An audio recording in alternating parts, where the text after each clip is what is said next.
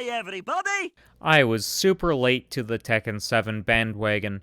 In fact, that was my first Tekken game, and I liked the experience enough that I was excited for Tekken 8 when that was initially announced. Now that I've played Tekken 8, I have to say it's more than I was hoping for. I was lucky enough to get into the closed network test, so that's what I'll be covering in this video, and why I feel like the game is going to be a day one purchase for me when it comes out, likely in the early stages of next year. Game feel is a term that is thrown around all too often by other content creators. However, sometimes it's the only descriptor that applies. For example, I don't feel like Street Fighter 6 feels all that good because that game's feel is just too floaty for my taste. After my experience with Street Fighter 6, I was preparing myself to have a similar level of disappointment with Tekken 8 and how it would feel, since both Street Fighter 6 and this Tekken title are aiming to be more action-packed and cater more towards the spectators of esports. Street Fighter wasn't able to do it for me, but Tekken 8 was. The punches feel like they have some heft behind them, as do the kicks. This isn't even touching on the heat engagers and the other heat-based mechanics, plus the rage drive. Basically, if you liked Tekken 7, you're going to like this game. Why will you like this game if you enjoyed Tekken 7, though? It comes down to the fact Tekken 8 so far feels like a more refined version of Tekken 7. That game had a lot of depth to it, which for some is the whole appeal. Tekken 8 retains the depth whilst adding layers to it. It also does something I'm happy about. It speeds the game up to a large extent and takes away some of the footsie focus. I hate footsie focused games with a passion. Basically, if Tekken 7 was too defensive for you, you're going to probably find Tekken 8 the right game for you in terms of balance, as the game is far more aggressive without being scrub hell, as you actually have to think about what you're doing and when you do it. Considering this is just a closed beta test, it's impressive how many characters Bandai Namco crammed in. We have 16 characters to choose from. I've played all of them during my brief time with the beta.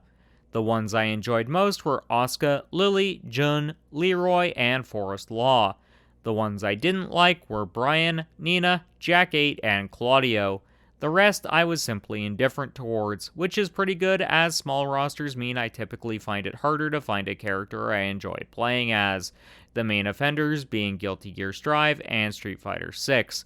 So I'm actually excited to see what the rest of the base roster is going to look like. Anyways, let's get on to the netcode that is, since that's what this beta test is primarily designed to stress test.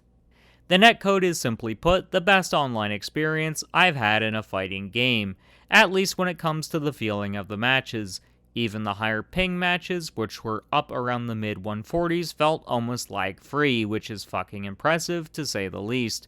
There were also very few times I felt like lag was causing an unfair advantage to either myself or the opponent, which is all you can ask for in an online match. The few times I felt like things were off came down to specific players I was up against. Most of the losses I racked up I'll chalk up to my reading the situation poorly. However, there were times where I felt like the player I was up against was being cheap. Though these properties are likely to be fixed in future balance patches, so I'm not all that concerned. But overall, the online experience was buttery smooth, except for one thing which I'll be discussing next. For whatever reason, matchmaking has sucked in a lot of recent fighting games. Matchmaking, of course, has never been perfect. But the King of Fighters 15 had matchmaking problems and probably still does, even with the implementation of crossplay. Thank God Tekken 8 is going to feature crossplay from day one. Hopefully PS5 and PC players will be able to interact from day one as well, as I know a few of my friends will be getting that version over the PS5 version. Personally, I'm going for the PS5 iteration.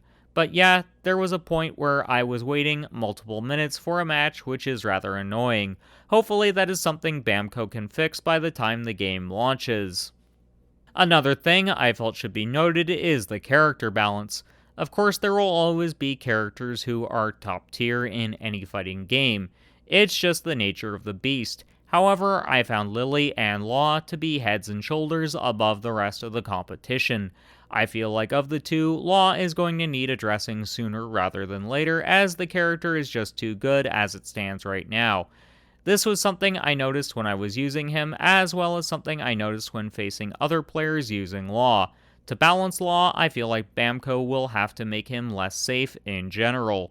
If I were to liken it to another game, think early days Terry Bogard from The King of Fighters 15.